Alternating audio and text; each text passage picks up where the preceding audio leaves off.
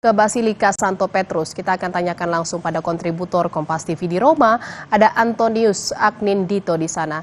Selamat siang waktu Indonesia, Anin. Selamat pagi waktu Roma. Ini pukul berapa rencananya jenazah Paus Fransiskus ini akan dipindahkan? Dan bagaimana persiapannya, Anin? Baik, Jihan, selamat pagi waktu setempat, selamat siang waktu Indonesia.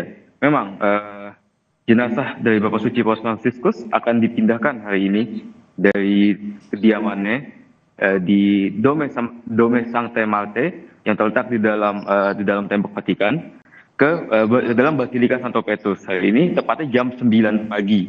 Saat ini sekarang jam 7 pagi kurang lebih di sini, jadi kurang lebih kita dari saat ini. Memang ada terlihat persiapan yang sangat cukup besar pagi ini ketika saya datang keliling, ketika saya datang ke sini tadi pagi, terlihat pengamanan sangat-sangat ketat. Ada polisi dari berbagai macam negara unik ya, Jihan. Bukan hanya dari negara Vatikan, tapi juga ada polisi dari negara Italia. Tadi kemarin saya sempat melihat juga polisi dari negara Jerman. Jadi memang ada sangat penjagaan yang sangat ketat untuk memastikan keamanan dan protokol di sini berjalan dengan lancar. Terutama juga untuk para peziarah sehingga mereka bisa datang juga dengan tetap tertib dan tanpa halangan. Rencana perpindahan jenazah Paus Fransiskus sendiri akan dilaksanakan tadi saya sudah sampaikan jam 9 pagi di dalam Dome Sancta Martire terletak di sebelah kanan Basilika Santo Petrus. Itu akan dimulai dari dengan adanya misa yang akan dipimpin oleh Camerlengo atau penjaga rumah tangga dari Vatikan, yaitu adalah Kardinal Farrell, yang di mana setelah misa itu jenazah Bapak Suci Paus Fransiskus akan dibawa ke Piazza Santa Marta yang kemudian akan digiring melalui ark bell atau mungkin gerbang bell di mana ada penjaga Swiss di situ, kemudian akan belok dan masuk menuju Basilika Santo Petrus. Begitu, Jihan, untuk persiapannya di sini dan juga jalurnya dari perpindahan jenazah Paus pada hari ini. Ya, sekitar 2 jam lagi jenazah dari Paus Fransiskus akan dipindahkan ke Basilika Santa Petrus. Lalu, Anin, selama masa berkabung di sana, adakah penyesuaian yang dilakukan oleh pemerintah Vatikan untuk wisatawan yang berkunjung ke Vatikan?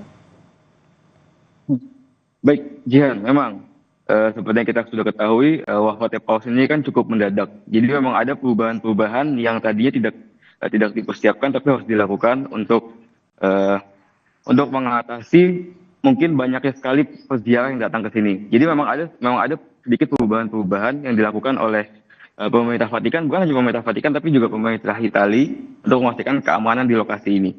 Jadi salah satunya adalah misalkan beberapa titik-titik untuk memasuki wilayah Vatikan atau wilayah Basilika Santo Petrus atau Piazza Santo Petrus, beberapa sudah ditutup. Dan mungkin beberapa akses yang sebelumnya bisa kita lalui, seperti misalkan di sebelah kiri saya, di sebelah sana, itu biasanya ada jalan di mana orang bisa masuk keluar lalu lalang tanpa masalah. Sekarang ada polisi yang menjaga dan melarang masyarakat lewat situ dan harus muter lewat depan. Jadi memang ada beberapa protokol-protokol yang diubah. Selain itu juga, misalkan Museum Vatikan dan Kapel Sistina juga akan ditutup, karena memang itu akan menjadi lokasi di mana pemilihan Paus selanjutnya, karena akan dilaksanakan dalam Kapel Sistina yang terletak di dalam Museum Vatikan. Selain itu, Basilika tetap buka untuk umum, tapi khusus untuk hari ini ada jam-jam tertentu yang sedikit berbeda. Jadi misalkan hari ini karena ada perpindahan jenazah Bapak Suci Paus Fransiskus, Basilika mulai dibuka untuk umum hanya setelah jam 11 pagi waktu setempat. Meskipun biasanya dibukanya lebih pagi dari sebelumnya. Tapi selain itu, peziarah maupun turis-turis tetap bisa datang ke Piazza Santo Petrus dan Basilika Santo Petrus setelah di jam yang saya sampaikan tadi. Tapi memang ada pengamanan yang jauh lebih ketat dan jalur-jalur yang biasanya mungkin orang bisa lewati agak sedikit berubah. Begitu, Jihan.